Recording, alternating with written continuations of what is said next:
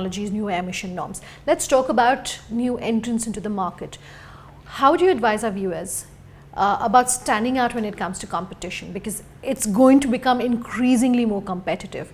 Your own experience of how you've managed to carve a niche for yourself, and therefore advice for our viewers. The basic rule or the basic, let's say, premise of success has to be picking the right strategy and the right product or service to back. And here my grandfather gave me a very interesting lesson. He said that, you know, if you do things where or your business is in line with the trends of the society, then you have a greater chance of success. So if the society is moving digital, the society is moving interactive, if the society is moving towards international collaboration, it's moving towards green energy, it's moving towards artificial intelligence, it's moving towards nanotechnology, it's moving towards inclusive development, then your business should be aligned to these trends. So that's the first thing, that look at where the world is going. The second thing is innovation. I think as a new entrepreneur, you are going to have a much greater chance of success if you do something new, if you bring something which is in a new way meeting the customer's need, offering the consumer a better solution, cheaper or faster or more convenient, or you know, somehow more adding to his whether it's lifestyle or his convenience. And that's where you will have a better chance of success vis-a-vis the more established players, be it the larger local players, be it the international players. And thirdly, I also feel that begin small is important. Sometimes, you know, we overextend ourselves too early, and then we run out of money, we run out of ability to see the idea through. So it's important to start small, experiment, try, pilot, collaborate with people who can also bring value to you. Today you can collaborate with anyone in the world thanks to the interconnected digital world. So collaborate, so that, you know, you invest less of your money, but you are also bringing other people to strengthen your idea. Okay, you said something interesting about, you know, moving the way that the world is moving. How often do you think MSME should perhaps look at a change in strategy, if at all, so that they are able to align themselves with changes? Well, I think change is nowadays continuous, and you have to continuously change your whether it is may not be a basic business idea, but the way you deliver, the way you transport, the way you distribute, the way you package, you know, the way you all of that is continuously subject to change. But I'm talking about the basic idea, which you may carry forward in different forms. Let's say, for example, according to me, the largest ideas today are green energy, because the world is moving towards clean energy, looking at the fossil fuel depletion, looking at the global politics, looking at the emission, pollution, all these issues. The other great trend is, so green energy is a very big trend, digital is a very huge trend. I think a mobile is going to be everything that we are going to need. There are going to be no need for laptops and watches and any other tools. The mobile is going to be your window to entertainment, communication, computing, banking, everything. So this is another very big trend, and also artificial intelligence, or let's say intelligent problem solving, whether it's nanotech or AI or robotics. So these are the few very big trends. And also fourth is inclusive development, okay, where people are looking at solutions which will not only apply to the classes but also to the masses, and there's a lot of money to be made in that, especially in a country like India. You're talking about clean energy. You are a passionate believer when it comes to green vehicles and e-vehicles. The government is also equally passionate about the kind of vision that it has for electric vehicles. My question is, how ready is India to achieve some of those targets? I think that India has jumped on the EV train. When I say India, I mean the larger decision makers, the governments and the policy makers. For three reasons. Let's say one, of course, is emissions and pollutions. India has, out of the top 50 countries in the world which are most polluted, India has more than 20. So pollution remains a very big issue in our cities, and vehicular emission is one of the key contributors amongst others. So reducing emissions is important, and electric vehicles do that in a very meaningful way, not only for even the riding experience for people becomes more pleasant, because there is no sound emission as well, and there is no pollution as well. The second also is fuel security, where the government has, there was an announcement by Niti Aayog recently One of the key reasons why India wants to be all electric by 2030, this is an announcement that has been made, is because we want to move out of oil imports. 2/3 of oil imports in the country are for automotive fuel. So if India becomes self-sufficient by not using oil, it also has a greater impact on our international, let's say political or other key strategies. So becoming oil import neutral is one of the key goals. This contributes to that. And thirdly, I think it's already known that the electric vehicles have a much lower running cost than vehicles based on IC engine fuel technologies. It's currently the initial cost that's the challenge, where because of the vehicle technology being new, the cost is a bit high. But the moment it is mass produced, the cost will come down even for the initial deployment. So for the customer, it's the most efficient form of commercial as well as pollution wise as well as riding experience wise form of transport. So I think for these reasons, for the customers, for not relying on oil imports and for reducing the pollution in our cities, the government has taken this call, and I think they're taking very aggressive steps in this direction.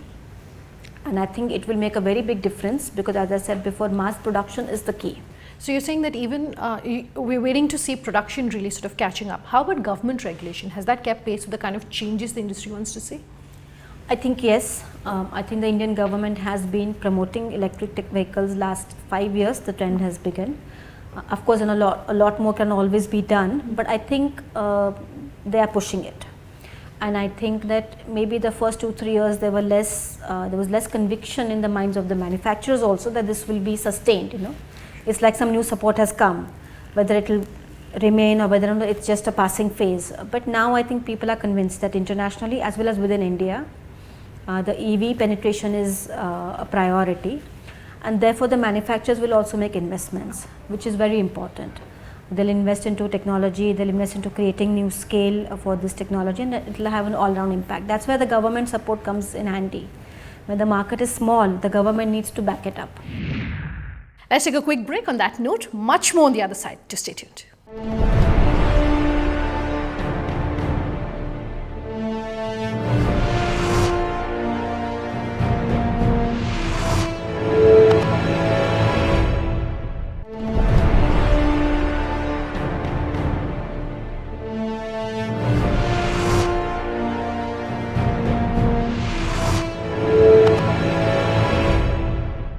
Welcome back. You're with us here on the Leaders of Tomorrow, and tonight we're continuing a conversation with Sullaja Firodia to understand really the market and the future for e-vehicles.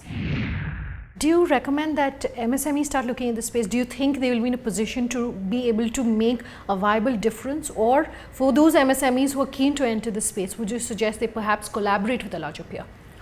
I think these new trends of green transport, whether it's electric vehicles, hybrid vehicles, tomorrow it could be vehicles based on ultra capacitors, it could be based on fuel cells, I think offer in fact a great opportunity for new entrepreneurs. In the existing let's say world of IC engine based vehicles, it's a very mature technology and there are already a lot of players with scale and investments, and therefore it's harder for new players to come into this sector because there are already well established players, and it's a scale game, so the investments are very heavy. But I think in fact with this changing trend of green mobility, it opens new opportunities for entrepreneurs.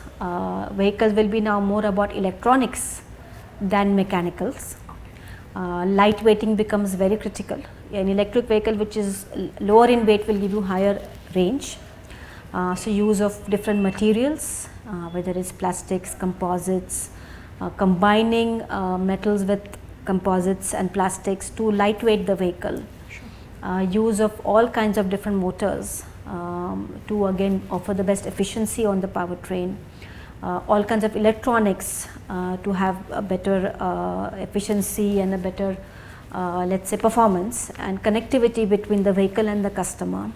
And last but not the least is the energy source.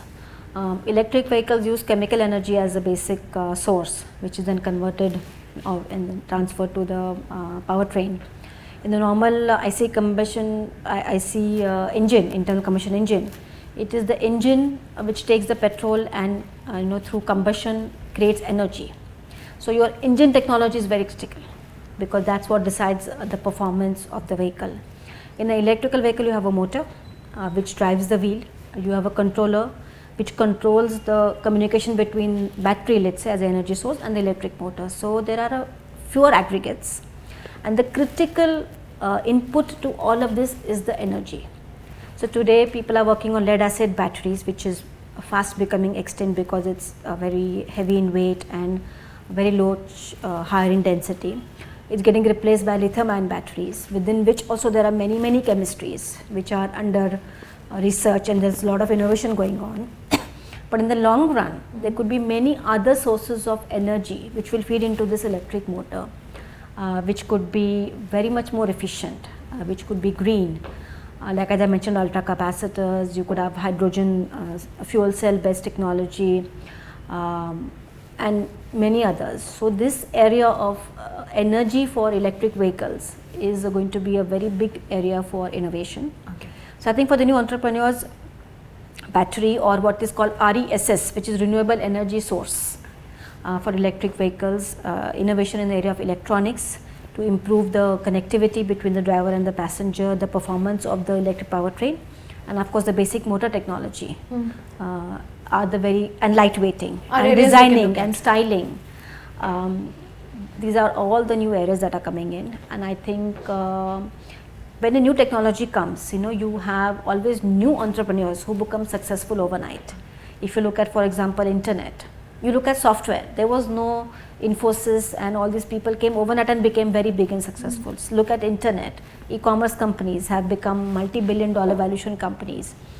Same thing can happen in this sector, where the older technologies, the old players could be replaced by new entrepreneurs. So you don't have to only dream small, that I'll have a small business and I will create some space for myself. If you have a very good idea, you could become really big. Like Tesla, Elon Musk is a self-created entrepreneur. So because it's a completely new world, you will have completely new winners. And I think therefore it offers a very good opportunity for new entrepreneurs who are inclined in this area of chemical engineering, electronics, mechanical from the point of view of design and lightweighting. Sure. You were talking about the kind of innovation in the areas that MSMEs can look at. Are you happy with the kind of R&D innovation that is happening right now in the auto space? If not, do you think maybe subsidies from the government could help more MSME startups start innovating? I believe more in customer created demand as a driver of innovation than government subsidy. I think government subsidy can only be a short-term boost because there's a viability gap. So, which is available to some extent right now, but I think it's more important to spot the trends, that what does the customer want, what can I do to make a bigger difference, because that's sustainable. So I think it's not the subsidies, but it is the customer trends and the customer demand that will decide which innovations will be successful. And I think I already mentioned the trends which Sure. I find very exciting for new people. Okay, let's talk about manpower. An industry like yours depends heavily on the availability really of manpower and skilled manpower. Most of the MSMEs who get in touch with us on the Leaders of Tomorrow say that access to skilled manpower is difficult, and even the skilled manpower that they're able to hire, they're finding it hard to retain. Based on your experience, what would you have to say to them? I think it's a real challenge, it's a real issue. Because you can be a very happy hunting ground for the larger companies, and people might want to come and get some experience, and then they become employable, or they might create some unique technology or unique knowledge base with you which is valuable to other larger players. So it's a real issue. I think we can look at what the Silicon Valley has done to retain talent, where when you are a smaller company, you have to have people who are like-minded. You need to find people who like the culture of a small company. So you can offer them different workspace to retain them. For example, you have different HR policies. I don't know, it could be working from home, flexi hours, maybe some special facilities which are not available in larger companies, informal dressing, shorter weeks, I don't know, things like that. Sure. Which attract, or the whole startup culture, less layers, direct communication between the owners or the top management and the employees, a community feeling, things which they cannot get in the larger companies, which will attract them to stay there. So that you attract like-minded people and they like to be with you because you are giving them a different experience than a typical large organization which is very structured, which has very formalized policies and there is not much elbow room. So create your own culture, find your own ways of attracting the people who are driven by that and keep them happy. It's important that you keep them happy. If you're small doesn't mean that you're not professional. That's another thing I would say, that if you're a smaller company, also you must adopt very professional policies and deal with all your employees with a lot of respect and let them feel that they are valued, that's important. And the third of course is the fact that you need to maybe think about different models for your top people.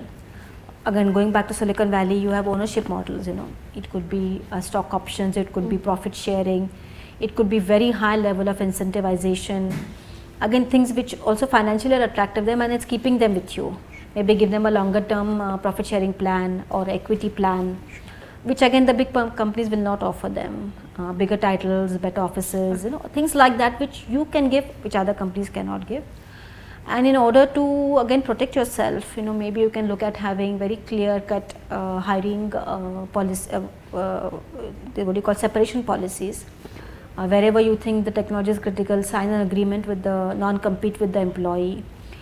You can sponsor your employees for executive education, which keeps them with you for 3 years. Things like that, do things which keep them with you, which protect you, which excite them, which motivate them.